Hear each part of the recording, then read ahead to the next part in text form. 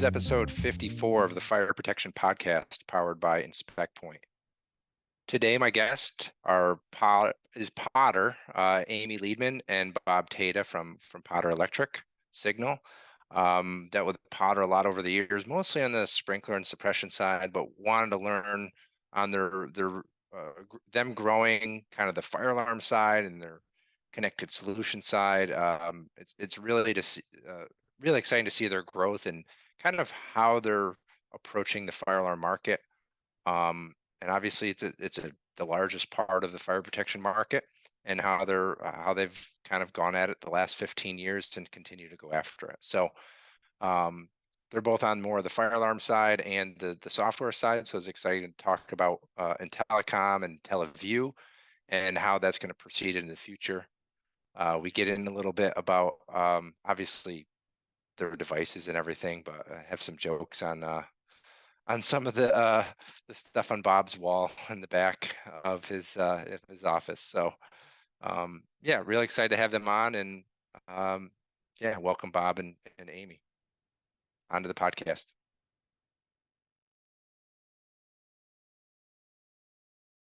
Live. All right. Thanks Amy and Bob for joining me today in the Fire Protection Podcast. Thanks. Glad to be here. Yeah, great. So I've got this episode is probably not going to come out till November time, but I do have the Fire Prevention Month in my background. It's October still when we're recording this, so just to have a heads up to the listenership out there. Bob, I know we started the conversation. You have a pull station behind you. You gotta give me the background of where you got that.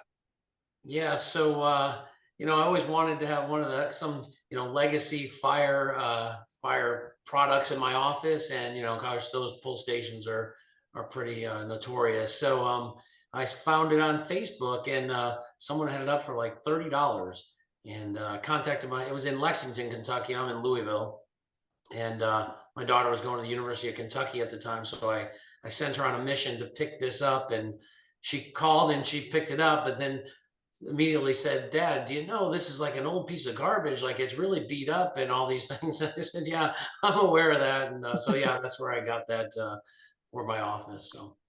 So I didn't include you guys in this. That is a requirement in Rhode Island.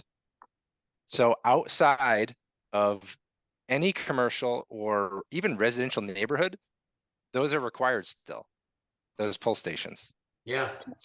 Is that the only state, Rhode Island? I knew it was on the East Coast. There are still Connecticut. You see them in Connecticut a little bit, but yeah, I think I've seen them in Maine too. I think there's still some that exist in Maine. It's wild that they're like, how often do they even get pulled? I don't know. It's kind of an old blue law or whatever you want to Yeah, right. it. It's fun. I've looked for them too, but they're hard to find. So I didn't know Bob had one. Now I know. Take your sign and that, Bob. Yeah, right. So let's I know who both of you guys are. Amy, again, we're having Potter Signal. I guess what is it? Potter Signal number? What is Potter? Is it just Potter Electric Signal Potter Electric is the full name. Yep, Potter Electric Signal. Yep. So let's give your background quick, and we'll kind of get into it from there. So Amy Liedman, I've been with Potter Signal for about 15 years, and I'm strictly on the fire alarm side for Potter Signal. So Potter is usually known as a sprinkler company, sprinkler monitoring products that they make. About 15 years ago, we started getting into our own design and engineering of fire alarm systems, and I came on board at that time and am in that division of Potter, so on the fire alarm side. I've been in product management training and now kind of a marketing business strategy sort of role with Potter. Cool. 125 years, right? Yeah, we're celebrating 125 years. That's, it started in St. Louis, Missouri is where it's headquartered. And so it started as a runner service for security was really where it started. And then it has morphed into water flow switches, tamper devices. That's what they're known for, the little red boxes on sprinkler systems. And then they moved their headquarters about 15 years ago, and they brought on the fire alarm stuff, and yeah, they still do that. They're doing nitrogen systems on the sprinkler side. We do all fire alarm and trying to do all the different fire alarm products that we do for systems, conventional, addressable, voice, all the things. So, yep. Cool. Bob, where are you? Where do you live? Oh, me, yeah. So I'm in Louisville, Kentucky. So I'm the director of software services, and in Louisville we have our software development team that does a lot of kind of the head end kind of things, cloud integration. So really strictly on the software side, and then we have another team that's kind of our core fire panel team, which is where Amy is located in Minnesota. So we work closely together on a daily basis, but we just all happen to be in different locations. And then, of course, our factory, as I think Amy mentioned, is in St. Louis, Missouri. Nice, nice. Yeah, I guess you can do that now. It's like you can have teams, and we're in the same boat. We're in software. We're all over the U.S. and you see each other every day. It's just this is how you Right. see each other, right? Yeah, Right. Yep. yes.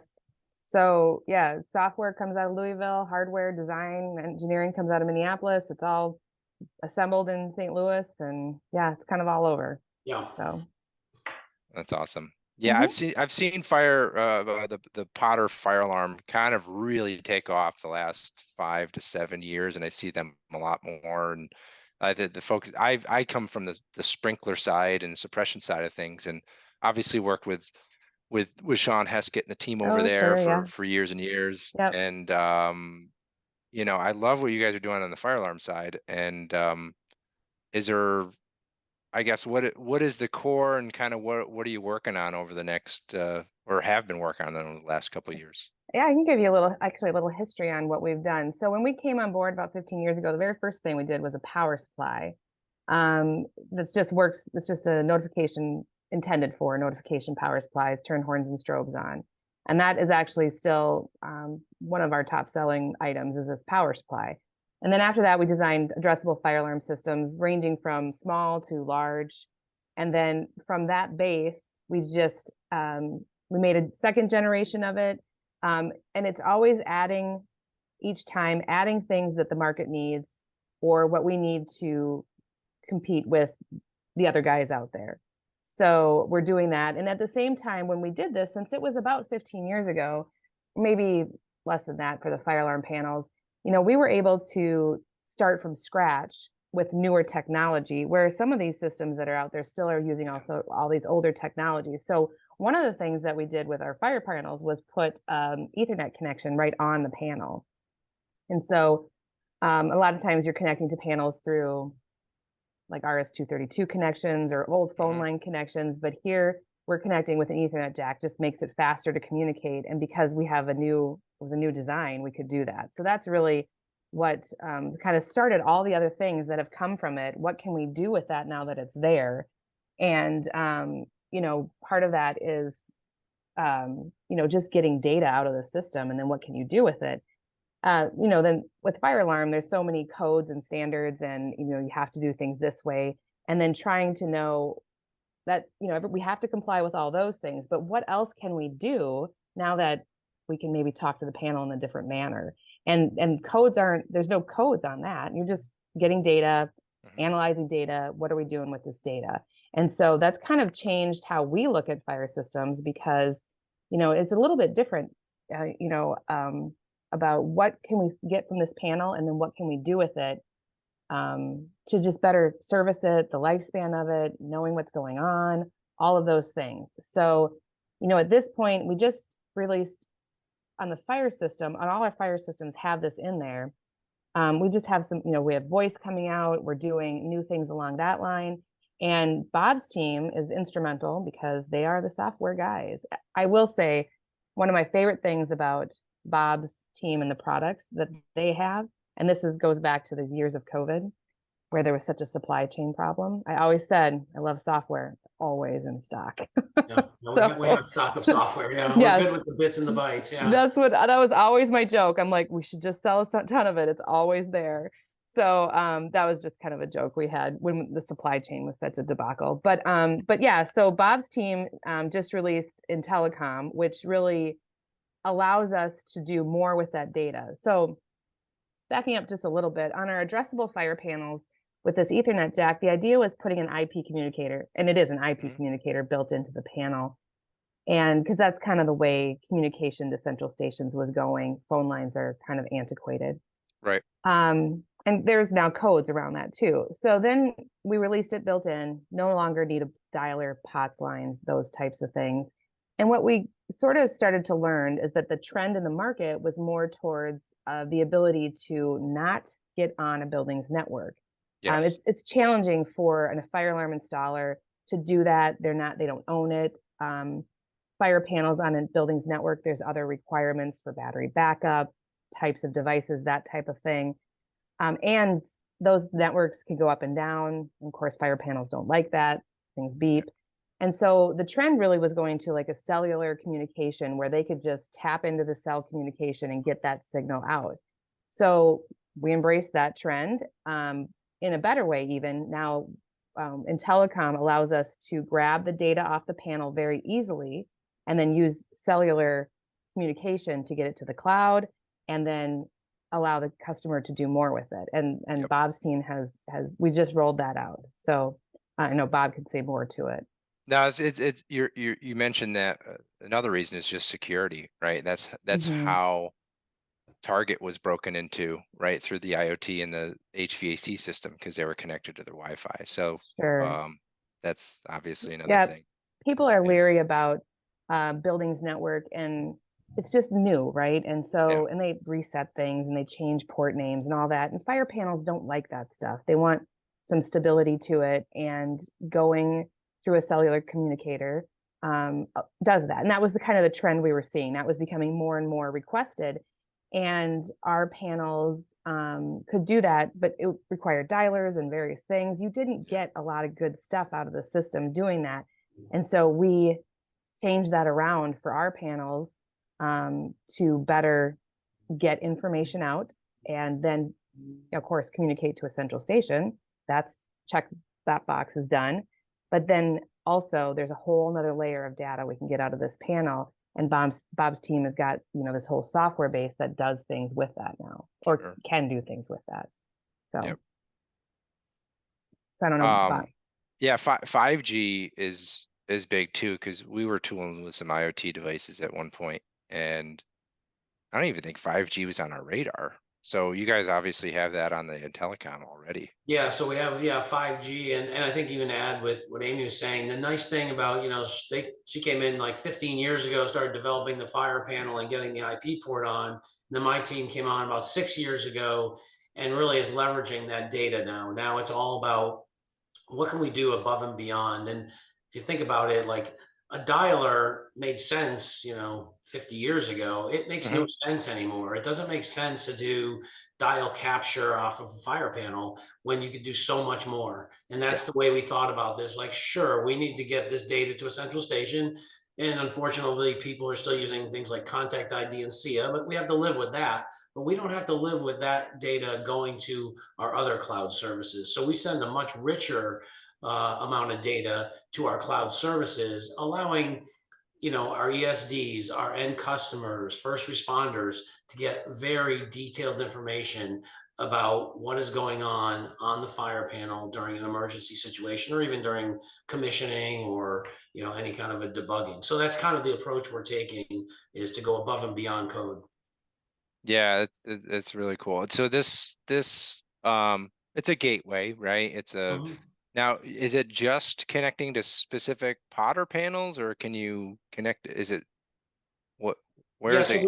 so the Intellicom, it will attach to any fire panel because it does still have Okay. the dial capture, and you do need to still support that because many of the legacy panels and even current panels coming off, on the market still have dial capture. So it will do that, but only when you connect it to a Potter panel will you get the rich data set, because we're not just communicating using contact ID anymore to our panels. We are, like I said, we're getting that data and we are sending it to the central station because that's what they want.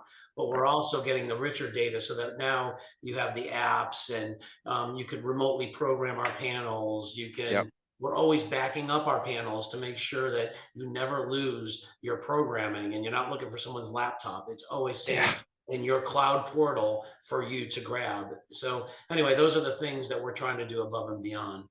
Yeah, And it's, I always like, sorry to interrupt, no, Amy. It's just like, looking at the technician set from my point of view on the service provider side is like, you go in, why do all the fire techs need a laptop, right? It doesn't need to be that complicated. It seems like the technology's kind of moved past that where you need a laptop every time. Yeah, for a lot of the older panels, but it, why can't we bridge that with this communicator, right? That's right. yeah. Yeah. Fire alarm has always dragged on technology. So it's kind of funny we're talking about using the cloud when I don't know, the cloud's been around forever, right? And here we are, Right. right? Very excited about this. But Yeah. it's trying to and you have a lot of younger people coming into the fire industry and they're starting on that installation base and their whole life revolves around their phone and their iPad, their whatever their devices, and making something that they know how, they know how to interface with that and they use that and they're going to use it in ways we don't even know and trying to keep up with that. And that's kind of a new way of looking at things, so and trying to get other youthful people into the fire alarm industry, which is a little aged. So Yeah. but yeah, and this is all through webs, and they have mobile applications and you can get to this information, and it's for not only the installer side that can use it in one aspect of servicing things and finding out information, but even on an end user side too, for those larger places that have multiple locations, an installer can provide this to their end user as well to help them know what's going on as well. So the data is owned by the customer and the installer. It's their data. We're just using it, or I'll say dishing it out, it's probably not the right term, but providing it to them in a way that's easier to understand than a SIA code type of deal. Sure. So, Sure. Who owns the data? I the always ask that. I, customer. I always ask Yeah. that. Is it the distributor or is it the actual end user? Or I'm gonna both? the installer who has Okay. the software license owns Yep. that. So Yep. yeah. Whoever's Right. paying for the software license, right? Yep. Yeah, and we try to, that it's always a concern, I think, out there is that, you're getting all this data and then, what are you doing with this data? And we actually spent probably an inordinate amount of time with our legal department trying to be very clear that Hmm. we Potter do not own the data. It is our customers' data, and we will not share that data with anybody in any way, shape, or form because it is their data. As a matter of fact, we've even done some things where I think I mentioned to you that the database for the panel is backed up. Well, that could be concerning because you might say, wow, Potter could take that and maybe give it to another distributor. Well, we've not only encrypted that data, but also allow our end users to password protect it. And there's no Oh, backdoors, there's no way for us to get into it. So even though we see that data on our cloud, we can't open it. There's just no way that we can do it. So we're trying to, bring that across that there's no evil intent here. It's all sure. very good intent that we want to make their lives better, Yep. make more efficient and what have you. So we're trying to go above and beyond in those areas to make sure they understand what our intention is here. No, that's good. I always ask that because it's always, yeah, people ask us the same thing. People want So to know, what are you guys doing with my information? yeah, Yep, Yeah. exactly. absolutely. Yep. Well, I think a big, you guys touched on it a little bit, is this can connect to any panel with a dialer. And I think, from a service provider point of view, or your distributors, right? They may be rolling with Potter for majority of their portfolio for the recurring inspection and service work, but there's probably a good 50 to 40% of that, or even more, that are other panels, right? You don't have to be a distributor to do an inspection. So if you're able to connect to whatever panel out there that's not Potter, I think grabbing that information for that inspection, I think there's real power in that. And I've had previous podcasts talking about that as well.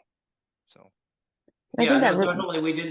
We certainly didn't want to come out with a communicator that was only used on our panels. We again, you're right, some they can standardize on them. On the other hand, the other thing we wanted to make sure to do is our communicator does work with our IP port, and you don't need our UD 2000 dialer. But that Oh, UD 2000 dialer is going to stay in our portfolio. So if you don't want to use our Intellicom, you can still use a third-party communicator. Again, we're not trying to lock you out. We think what we have is a better solution. But if you have, a different opinion or have already a relationship with another communicator company, that's yep, fine. And we are going to allow you to, I shouldn't say allow you, we're going to keep the dialer in our product line so that you can use those. So, nice, Mhm. nice. Yeah, Cool. nothing's being replaced. We're adding. We're we're adding and right. enhancing. Yeah. That's And I right. think on when used with other panels, since we can't get information, it is just dialer capture. So it's just the contact ID SIA, correct, Bob, that goes to the, Yeah, they don't it's get not, that higher level of data. we have our eyes set on being able to use that data also, so that when Oh, you okay. connect to another, brand panel, we can use that contact ID with our cloud services. We haven't done that today because our first, priority was the Potter panels. But the contact ID does have some information that we could use to provide, through our app and our cloud services. And so the idea in Telecom is, again, like we were just said, continue to add. We are going to be continuing to add services to our Intellicom, and all of these services are included with your monthly rate that you pay. It's just for your monthly cellular rate, and Yep. then we're adding all these services, but that comes with that. There's not an extra dollar for push notifications or an extra nickel to program a panel remotely. It's all part of what we offer, and we think this is the way we think the fire industry should be going. Yeah, I fully agree. It's got to be more of open and collaborative. I think traditionally, even coming, I wasn't until I started or co-founded Inspect Point with the others. We weren't. I wasn't. I knew fire alarm, but not that much. But it seemed very proprietary, very locked down, and there's certain aspects and OEMs that still are and trying to keep it that way. But you guys are pushing the envelope to make it more open and collaborative. I don't know, it just makes it easier for the industry, right? So, Yeah, yeah, I think I would agree that we are trying to be more open with what we're doing, and I think you're going to see some more things from us that allow people like yourself and Spec Point to have access to some of the data that we're having access to on our panels. So yep, those are the things that are coming now that we have this great connectivity um, with our Intellicom. cool. Mhm. Now within telecom, obviously that's the gateway, right? What is the software piece that it's communicating with, I guess? Yeah, so Intellicom, is the hardware piece. We call it the Intellicom Advanced Gateway to kind of differentiate it from just a communicator. But it is communicating with our cloud services, which are called IntelliView. And with IntelliView, we have a web access, so you can get all of your data on the web. We also have an app for Android and iOS. And then in addition, IntelliView is now being built into other software products. So we have a programming tool like most companies do, a PC-based programming tool that could also be going to the cloud at certain points. But right now, our PC-based programming tool also integrates with IntelliView for the purposes of doing the remote panel programming and being able to get all of your databases from all of your sites, making changes and sending them back to the site. And for those that I know will probably, the hairs on their neck will raise when I say we're remotely programming a panel. It is true, we are remotely programming a panel, but someone still has to be at the panel to enable the download. So we still, kept that in place to make sure we're complying with all the UL requirements. Yeah.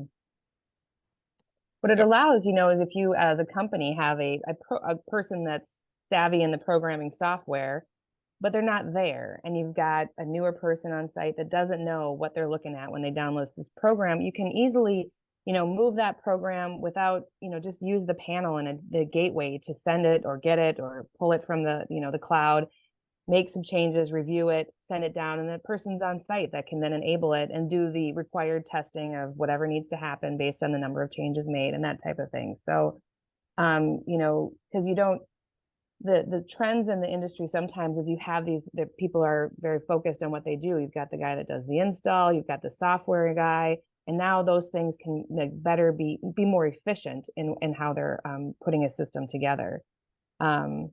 So, you know, that's kind of the thought behind that. But yeah, you do have to have somebody on site still to comply with all the NFPA UL requirements. Yeah, NFPA Mhm. 915. I sit on the remote inspection and testing committee, and yeah, obviously 72's brought this in, but it's getting to that status. It's like, hey, you can do stuff remotely, and obviously a lot of the newer fire alarm panels are on the market are be able to do remotely test, right? And some of that, but you're able to do that, I think, do that software program remotely, like you said, and since we have such an issue with labor in the industry, it's helping out there because you don't need as many bodies doing it. Mm-hmm. Yeah. Correct. Right. Yeah. With even the labor stuff.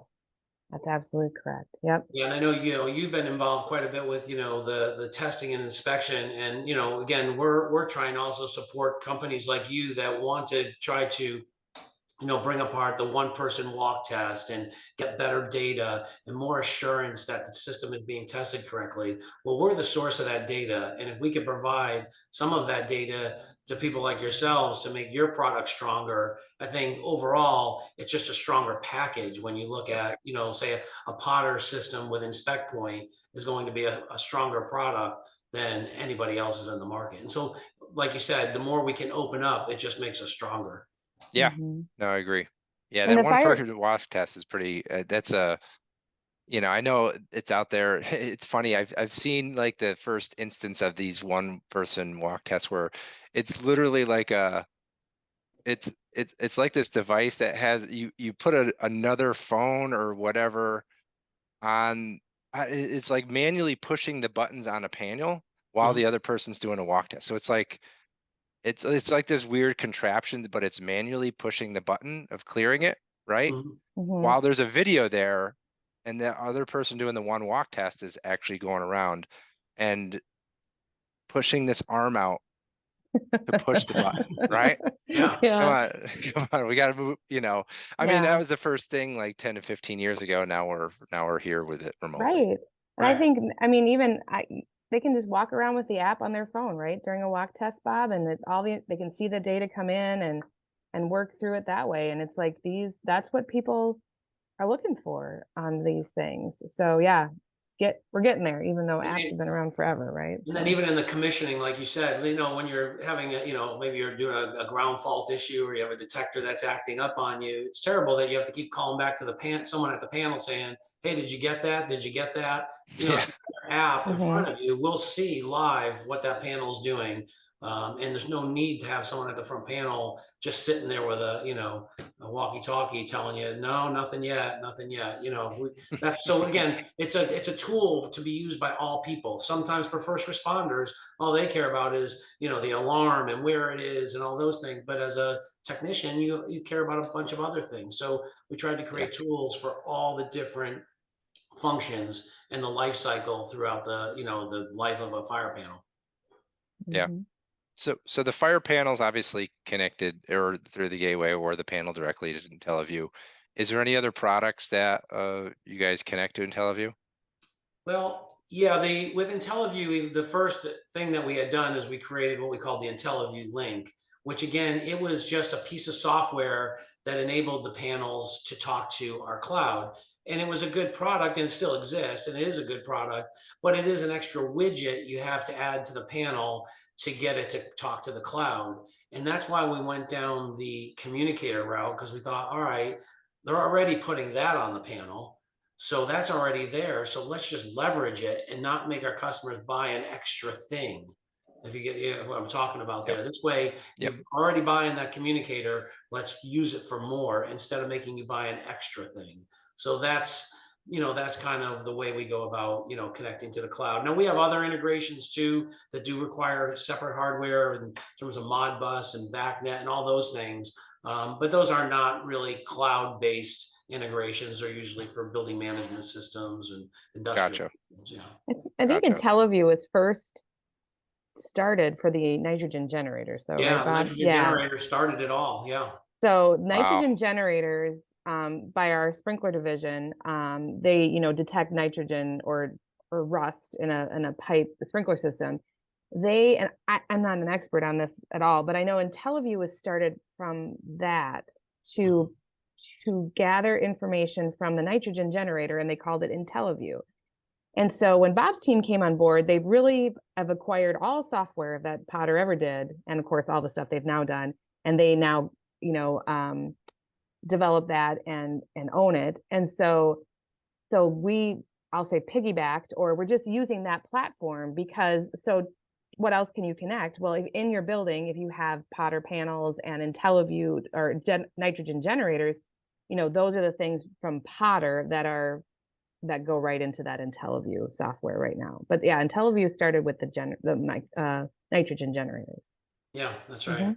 Mhm. Yeah, I That was a remember. few I years know. ago. I think I was the #1 nitrogen salesperson.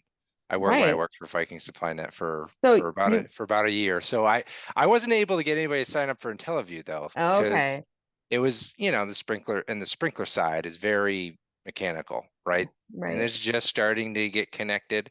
And I'd be interested to see if you've had more nitrogen systems be connected to IntelliView than I'm sure than 5 years ago. But how is that adoption going on the sprinkler side? I'd say that the adoption there is going really well because the connection to IntelliView is built right into the nitrogen generator. So Oh, they don't okay. have to add anything. They don't even need the Intellicom. So they do have an IP connection coming straight out, and so they can go right to the internet straight. And then there's also there's no requirements for them to have central station communication, or if they do, they're usually going through a fire panel, so they can come Right. out of the generator right into IntelliView into the cloud. So that one's built in as it comes out of the factory. So wait, there's a gateway on the generators now? It's built in. It's Oh, built. The wow. communication capabilities are built in. So yeah, those will go on Oh, IntelliView that's awesome. right when they come out of the factory. And so you could be looking at your fire panel, your generators, and there's a couple of other products that the sprinkler team has that also will integrate to IntelliView. So we're starting to bring the entire product line into IntelliView. So it's not just fire. Like you Wow. said, it actually started with Sprinkler. So Mhm. Yeah. as Sprinkler continues to grow their product line, we're integrating that into IntelliView. We're integrating Fire to IntelliView. So it becomes our cloud platform. Mhm. Is there anything that so you have the nitrogen, you have the fire alarm, you have the nitrogen communicating with it. Is there anything else that communicates with IntelliView or about to communicate with IntelliView? Bob might know more than I do. I'm not aware. We develop on the sprinkler side, they just came out with their they'll come out with new fire systems, and if it works, we'll get those connected. So I'll say that as we develop products, IntelliView's there, and so the concept would be, well, that just is going to be part of these new products. Yeah. So, that's how we think of it on the fire alarm side. On the sprinkler side, again, I don't actually know what they're all working Yeah, on they've over got a there. couple of products too. Like they recently came out with a thing called the leak rate monitor. Yeah. Um, so yeah, the leak rate monitor has an integration, and in their cases, actually, we do a little bit more advanced things too. I'd say like we're doing some graphing, like on the nitrogen generators, being able to graph the data that's coming into us. Also on the leak rate monitor, same kind of thing, being able to do that with them too. So yeah, we're continuing as new products come out. There's always a consideration that they're going to be cloud connected or at least capable of that. So, and even in the sprinkler side, same thing. Yep. Yeah, you have the hub there. You just need the devices to connect to it. That leak rate thing, I think, I don't know. There's a huge potential there. Um, Again, I'll have to talk to Jason or Sean or somebody to kind of tell me more. I'm interested in that because there's some ideas that I have obviously on the fire alarm side too, to put alerts in to essentially roll a truck to get somebody out there, and there's some pretty cool ideas Yeah. that we can work on. Yep. Yeah. I think it's all about connectivity. And again, even on the sprinkler side, like, they're trying to go above and beyond where they ever were before. They certainly have, their core product line that's, like you said, more mechanical in nature. but they've gone well beyond that and are trying again also to advance that part of the market too. Well, if you bake it into the actual product, if they want it, great. If they don't, you don't. And That's right. obviously, if they want it, then there's the subscription fee that kind of comes into that. So Right. That's right. People love data these days, and so it's just a matter of getting the devices to have the technology to do it, which on the fire side we were a little more agile to be able to do that. And then the sprinkler side kind of started that on with the platform, and just kind of go from there, provide people the data they want. Right. yeah, it's the everybody's connected to their Ring or Google Home, and Right. I think once you can self-test your smoke detectors from, I don't know, 10 miles away. I feel like people kind of get it. If they're doing it residentially, why can't we do this in our, regular business? That's right. Mm-hmm.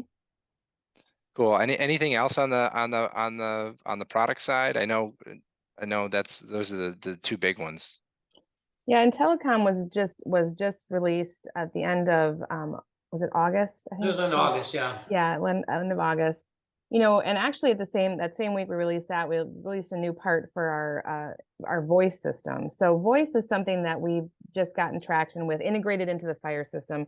It's silly to talk about, there's voice systems all over, but on the Potter platform, it's now integrated as part of Intuit. So that's kind of the newest stuff that we released. We are, of course, working on all sorts of other things to enhance these systems.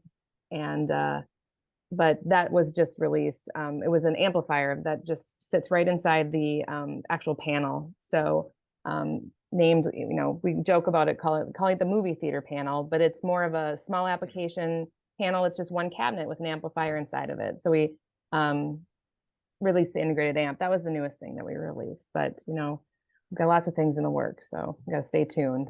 We'll probably have to talk again, I guess. Yeah. I'll get the sprinkler team or the ERCs or ARCs team on too, because I'm interested in learning more about that. Sure, the BDAs, that's a growing trend as well, and it's very pockety across the country on where that is needed. But it always starts that way, and then it starts to gain traction for BDA systems, and then the ARC systems. That's very centralized in New York these Yeah, days, it's New York. so. Yeah. Mhm. Similar but name. Why don't they just name it emergency response communication right, system I like think everybody else? as New York does, they have a few different requirements than the rest of the whatever people are requiring. But yeah, BDA is a and it's getting kind of lumped into fire alarm systems because it's that low voltage, installation, and it's really helping the fire industry. That's the intent. And so it's starting to become something a fire alarm installer is starting to work on, which is then, of course, new and unknown and don't know how to apply. And so, yeah, we've got a team of people that help with design and everything for those new system requirements. Yeah, it's radio versus low voltage, right? And it's interesting that I think I talked to some of your you guys acquired Tower IQ. I think I initially talked to the co-founder of that, and yeah, he was a radio person. It was interesting. Not even in fire, just radio, right? Yeah, those amplifiers to take those BDA systems are, I mean, we provide FCC training. Like we personally don't provide it, but we have a resource that does FCC training because you're integrating to radio systems, and that's a regulated industry. So we offer our customers classes on that or they have to get certified on that to put BDA systems in to buildings because they're on the radio networks. And for anybody not knowing what we're talking about, it's emergency, because they get whoever's emergency wireless communication systems for firefighters, emergency response, like they're radios essentially. Yeah, it enhances their radio signal. You get into a building and the concrete shuts it down; they can't communicate outside, so it really amplifies what radios they have on their equipment. It amplifies those radios. And in some areas, there's major requirements to make sure that in any point in a building, the fire department has signal, which makes sense. And so that's what those systems do. And the acronyms have been changing over the years, but emergency wireless communication systems, I was calling them BDAs, bidirectional amplifiers. It's kind of all the terms, but yeah. No, it's fun. Well, Yeah. yeah, I'll definitely, I think there's definitely some more episodes that talk about some of that. And Yeah. yeah, before we kind of end this here, I wanted to ask you guys, it's called the quick response round. I've created it a while ago, so I always ask the guests of Uh-oh. a couple different questions. It's pretty easy, and then we'll kind of get out of here. Amy, specific to you, what is your favorite type of detection system? Um, It doesn't as have to in be, it could just be in general. It doesn't have to be specific. I mean, if like it's, as in how things are detected, not yeah, just like a brand specific. fire, explosion, what type of detection system is like, I don't know, kind of, it's very intriguing to you. I think I like the aspirating detection actually. It's just very sensitive and it's used in some pretty unique situations. So they also then have some pretty interesting things that are activated by it. So those are the most interesting systems that I think. We don't do a lot of those, but they're interesting when you read about them. Yeah, it grabs the different chemical makeup of the air Mm-hmm. and before even it's smoldering or smoking, Mm-hmm. right? Yeah, It it's just, and goes it's off. used in very specific locations that have a large need to not have anything happen. So they're just more interesting systems. That's usually where I think they're, It's invisible. maybe maybe I'll convince Potter we got to get into all that. Ah, there you So go.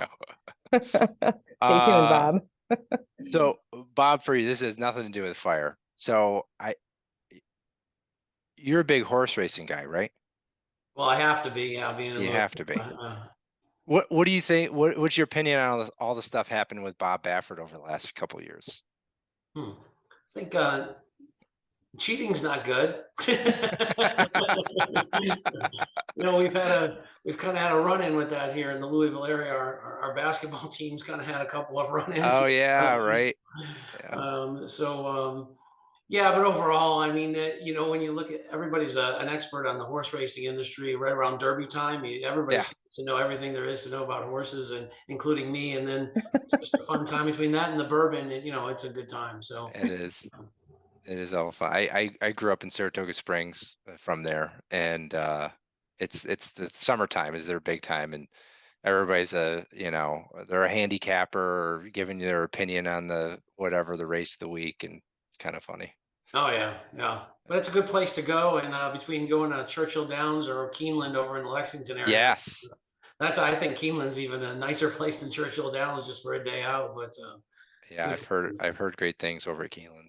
So, Yeah. well, let's wrap this up. Let the I guess the audience know where we can find you and some more information on the Potter products. Sure. So our website has all the information that we were talking about. It's pottersignal.com.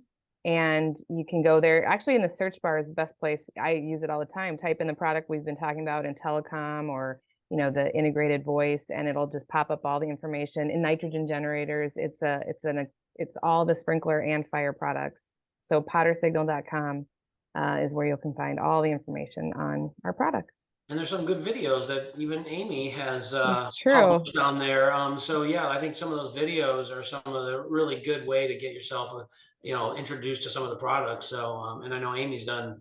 She was kind of the beginning of all of the recording of all the videos, but they're really good and get you started on trying to understand what we've done and what our products do.